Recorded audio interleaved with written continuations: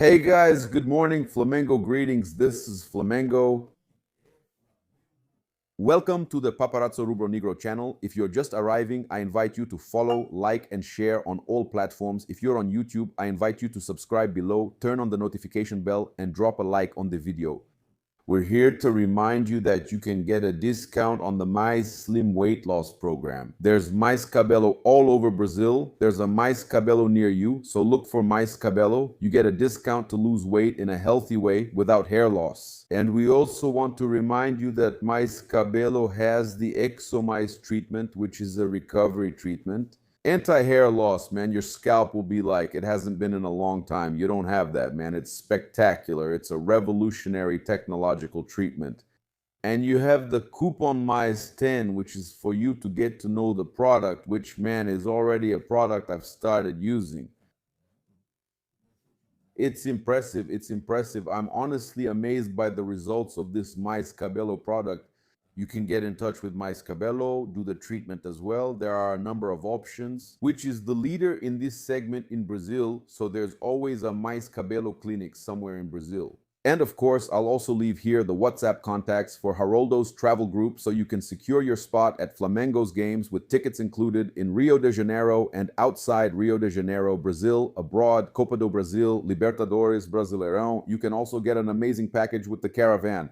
And remember, they also have Champions League, okay? So take advantage while you can. Let's go. I want to start here by talking about Arrascaeta, but we'll have more in the video here.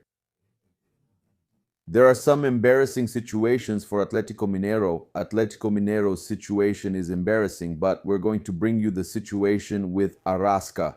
I just want to let you know that you can get this sweatshirt and many other products here on YouTube Shopping. It will be here too. And you help Flamengo. It's official merchandise. You also help the channel here. It's amazing on YouTube Shopping. Now you have everything you need to get it. Let's start by talking about Arrascaeta, right? And we'll soon bring up the embarrassing situation with Atlético Mineiro.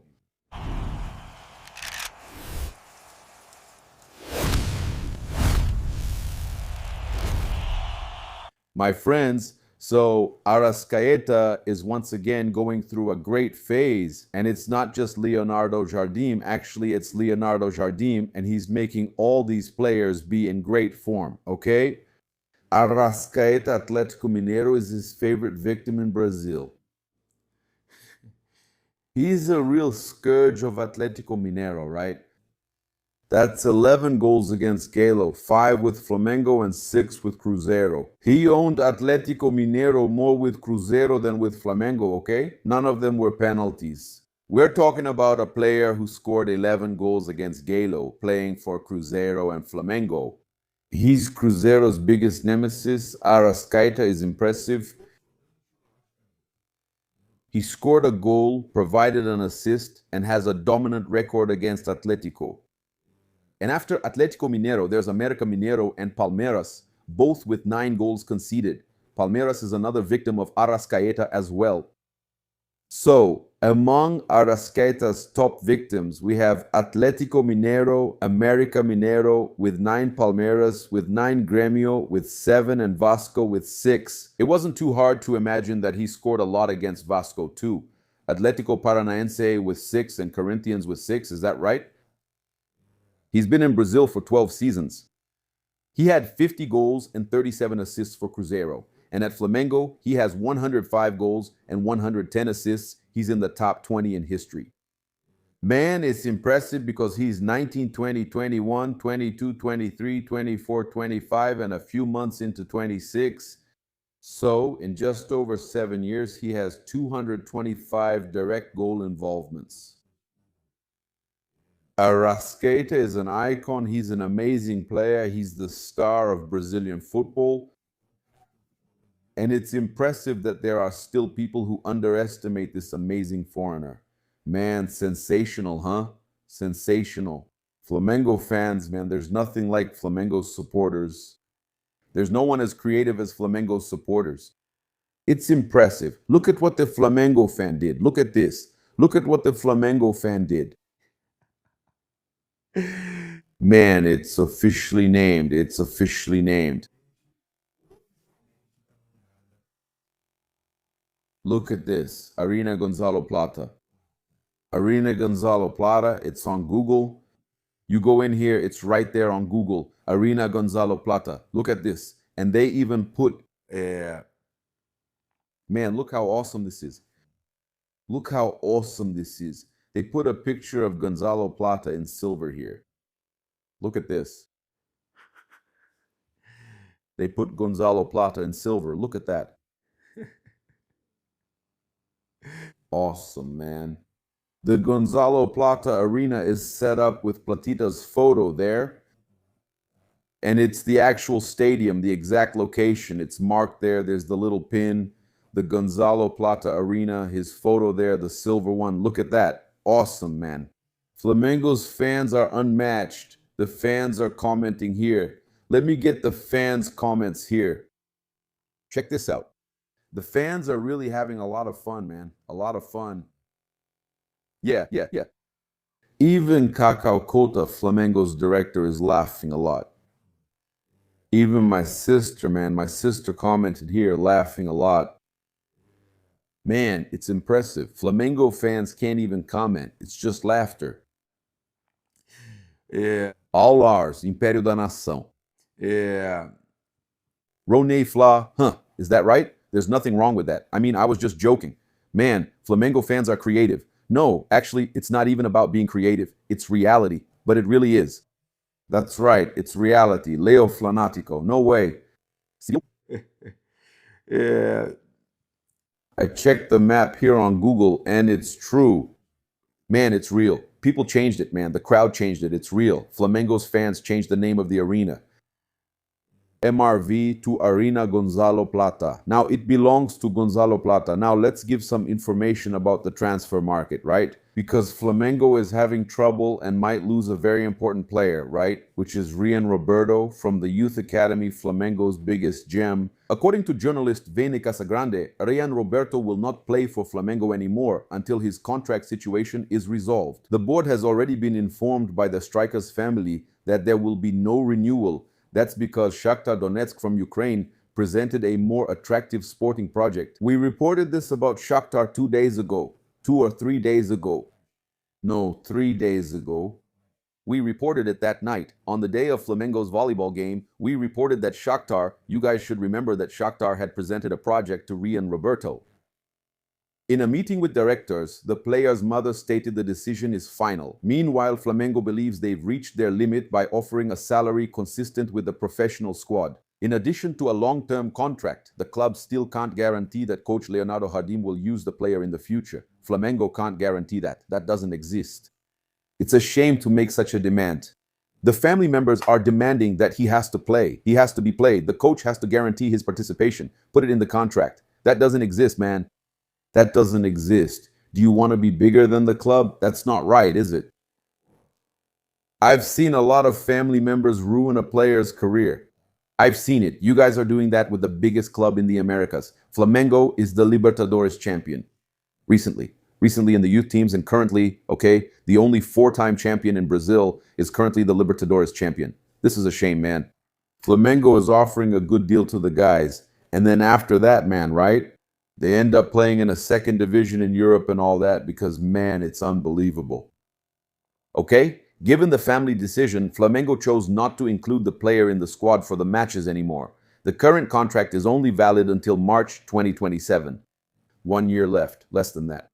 And Rian will be able to sign a pre-contract starting in October this year, leaving at no cost. Despite that, the board is still open to resuming talks for a renewal. Another possibility being considered is a transfer for a satisfactory amount. That's better. Flamengo has already acquired up to 20% more, according to Flazuero. We exclusively reported this about Shakhtar, and it's now confirmed. But it's really sad. I truly hope they work things out. If he gets benched and doesn't play for a year, he'll be forgotten and nothing gets fixed. If he later joins Shakhtar, that's fine. Then he can shine. But he also doesn't want to accept an interesting offer from Flamengo. He doesn't want to demand to play on the professional team. That happens, man. That's not a thing. In this case, there's no way to side with the player. Man, Flamengo is above anyone else. Even Zico himself says that Flamengo is above him. Look at Zico, guys. For God's sake, right? My friends, there are the Palmeiras fans. These are realists. And there are Palmeiras fans who try to deny it in any way. I saw Palmeiras fans from Palmeiras friendly media and saying that in 2015, Palmeiras won back then at that moment against Santos when Santos was the favorite. And then they said, oh, now they're saying Flamengo is the favorite just because they beat Atletico Mineiro 4-0 and Palmeiras won 1-0 and all that. They didn't play that well. People aren't just saying it. Everyone can see how Jardim's Flamengo is playing. Yeah. And then he goes and says, oh, they're saying Flamengo is the favorite. I don't think Flamengo is the favorite. I don't believe Flamengo is the favorite. Soccer is won on the field. What everyone is noticing is the difference in the way Flamengo is playing. Flamengo is playing a kind of soccer, and it's not the same difference that Palmeiras had last year. When Flamengo wins the game, they get more chances in the championship. Palmeiras was playing the best soccer in Brazil last year. It wasn't all that. They played good soccer and seemed better than Flamengo, but that wasn't the case. And then we see some Palmeiras fans saying, oh, Palmeiras won 1-0 against Bragantino. Flamengo lost 3-0. For me, that's very important because that's where Flamengo lost and dropped points. Flamengo fell 3 points behind Palmeiras. It had been tied. And then Palmeiras showed that they have more. Instaverde said that. Palmeiras has been more consistent. Yeah. It's harder for Palmeiras to drop points, and Flamengo lost 3-0 to Red Bull Bragantino. So let's go. I'm going to talk here. I'm going to explain what I think is happening. I've also seen some realistic Palmeiras fans here, like Felipe Fatincani, who said that Flamengo, just like last year, is in Palmeiras' rearview mirror trying to overtake them. Because Palmeiras' soccer in the championship today, unfortunately, is like a motorcycle on an autobahn. And Flamengo comes flying up in that Ferrari at 300 kilometers an hour to pass them. I disagree. I think Flamengo is playing really well, but that's no guarantee of a title. What I think is important for us to point out is that at that moment, Flamengo was still suffering from the trauma of Felipe Luis leaving. They had just come back from the FIFA break, and today the squad bought into Jardim. Flamengo today is a different Flamengo with Jardim doing great. Let's lay out this situation with Flamengo regarding the match against Bragantino. Flamengo lost 3-0. At that point, Flamengo was still all out of sorts. Jorge Jesus, when he arrived, just to make a comparison, and I'll even talk about Jorge Jesus since I spoke with him today, and he sent me an interesting message here when I asked him about Jardim. Yeah. Flamengo with Jorge Jesus, when things still weren't settled, when he had just arrived, even up to Felipe Luis's debut, Flamengo lost 3-0 to Bahia away from home. For me, Bragantino is exactly like that 3-0 defeat, and back then everyone said, see, it's not going to work out and all that. And we might still have other stormy moments, which are normal, but that's exactly what happens when you change the coach. The players are not yet fully familiar with the coach's system. And time went by, and now it's 7 wins in a row. And today the group embraces this good guy, Leonardo Jardim, because he's a spectacular person behind the scenes. That's a fact. He's spectacular. He demands a lot. He brings out the best in each player. Just look at what's happening with Plata. He brings Gonzalo Plata and other players, Samolino, back to form. Everyone is playing well. Pedro. And even so, he has the locker room behind him, and he has a really strong connection with the players. And then we had an important situation here for us to talk about. That even with all that happened, the 3-0 for Bragantino, in the next game, everything seemed back to normal. In the next game, Flamengo was already starting to get organized. You see how quickly he can make that change too. And then I asked Jorge Jesus, the first thing he told me was that there are 5 games left until the end of the championship. Let's move forward. We are 5 points ahead of Al Hilal. On May 16th, we are going to play the Asian Champions Final. It's like Brazil's Sudamericana. Yeah. And he congratulated my son, and I asked about Jardim. He said he hasn't had time to watch the games, but he said the following: "What's more, I believe in Jardim." So Jorge Jesus said he believes in Leonardo Jardim's work. Remember, he was the one who recommended him at the time, right? And since Jorge Jesus said he believes in his friend Leonardo Jardim's work, and as I mentioned, he was the one who recommended him to Flamengo in 2019 when he left, he suggested Jardim's name. In the end, Flamengo didn't hire him at that time. It was close, but they didn't hire him. I even remember Gustavo Henrique breaking the news that Leonardo Jardim was set to join Flamengo, but it didn't happen. Then they criticized Gustavo Henrique a lot. They said a bunch of nonsense, and the guy actually had information that it was about to happen. Unfortunately, the deal didn't go through. And we've even had Braz talking about this, confirming all of it. So that Leonardo Jardim was going to be Flamengo's coach at that time.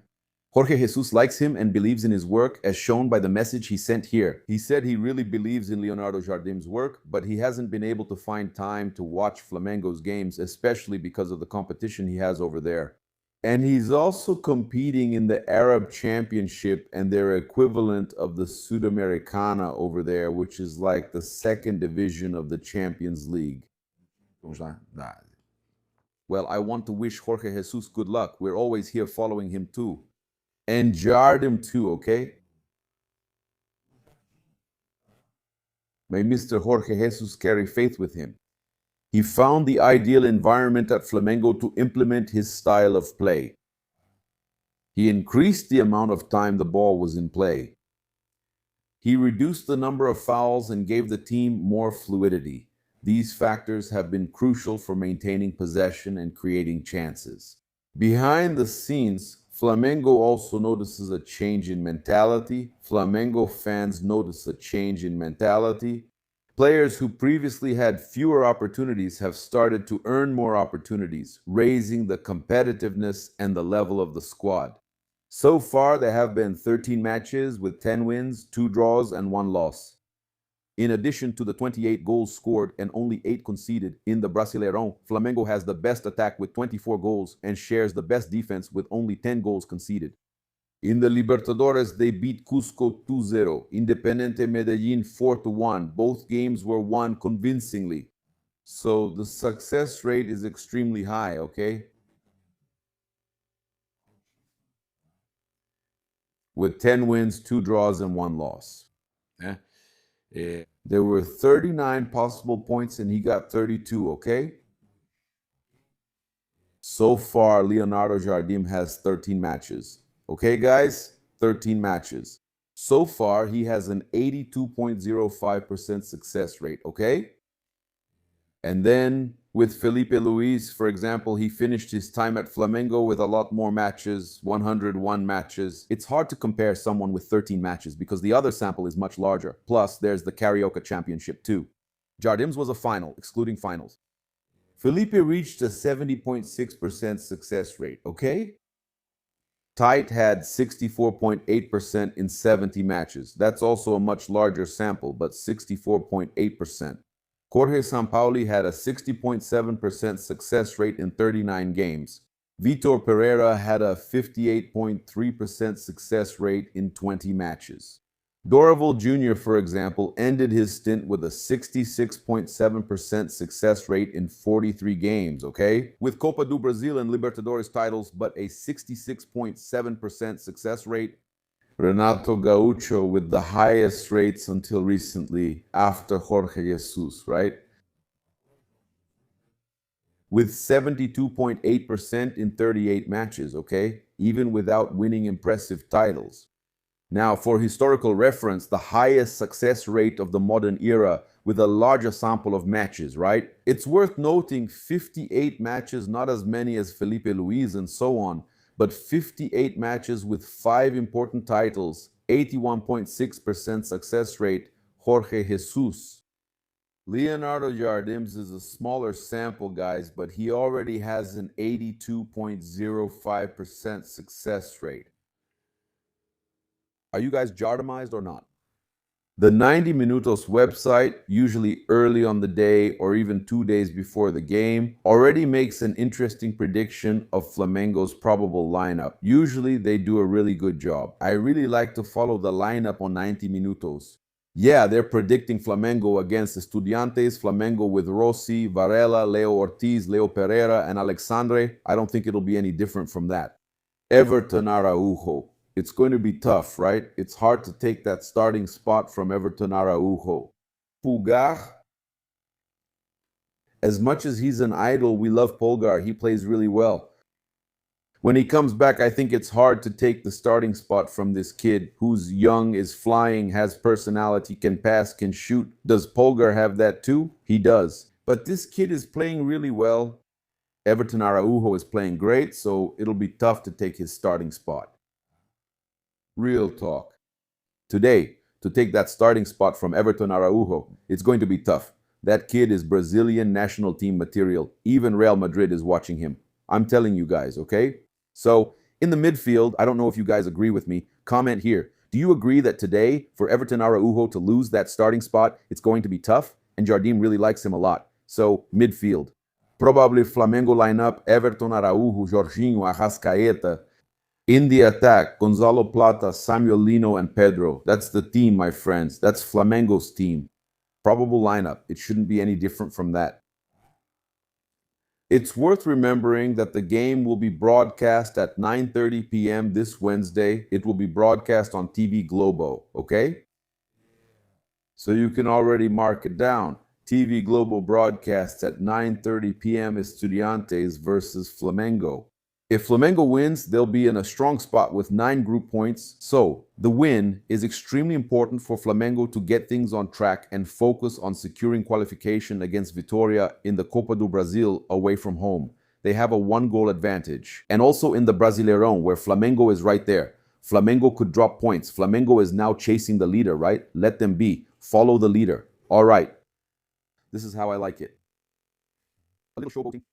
That's all. Please follow, like, and share on all platforms. Subscribe on YouTube, turn on notifications, and like the video. Thank you for joining. Greetings, Flamengo fans. This is Flamengo. Thanks.